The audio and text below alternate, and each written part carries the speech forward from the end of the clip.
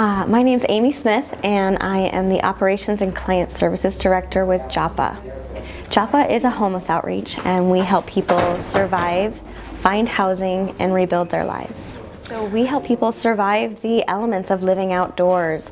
In the wintertime, we help them stay warm in their tents.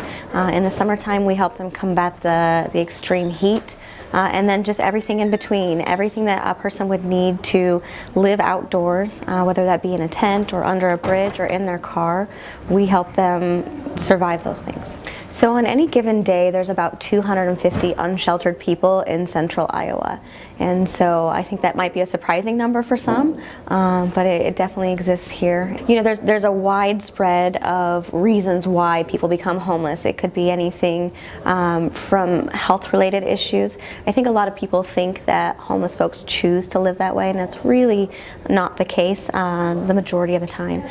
It could be anything from health issues. We have one client, for instance, he has had many heart attacks. His name is Herb, and he's had many heart attacks. And because of those medical bills, that has put him in a situation where he had to be living on the streets because he couldn't afford it. And so there's mental health issues. There's evictions where maybe somebody lost their apartment and things kind of spiraled out of control. And then once you're on the street, it's really difficult to get out of that situation. We work with other agencies in the area, and we support what they do, but the things that we do is we try to fill gaps. And so we bring supplies like tents, tarps, blankets, pillows, food, toilet paper, water. In the wintertime, we help them with heat, so we provide them with a tent-safe heater and a tank of propane each week, just so they'll merely survive the winter. You can imagine living outside in the winters that we have here in Iowa. You wouldn't survive, and so that's one of the unique programs that we have is our heat program.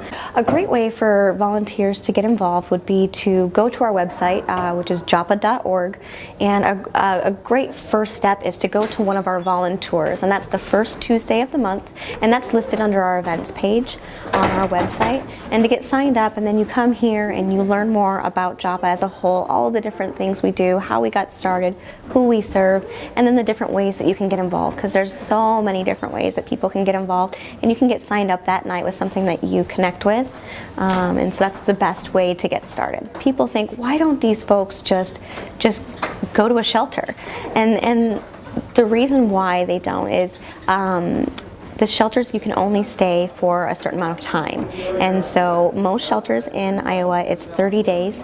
Our Central Iowa Shelter and Services is 90 days. You can stay there for 90, but then you have to be out for 90, and so that is half the year that people don't have a solution, and that's how they end up in tents and under bridges. So yeah, we plan to build the tiny home villages for the future, and we're working on land. That's kind of the last piece of the puzzle, and so we've been searching for land for about 4 years.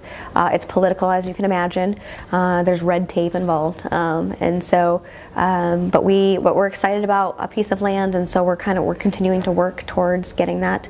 Once we do have the land, the village will consist of 50 tiny homes.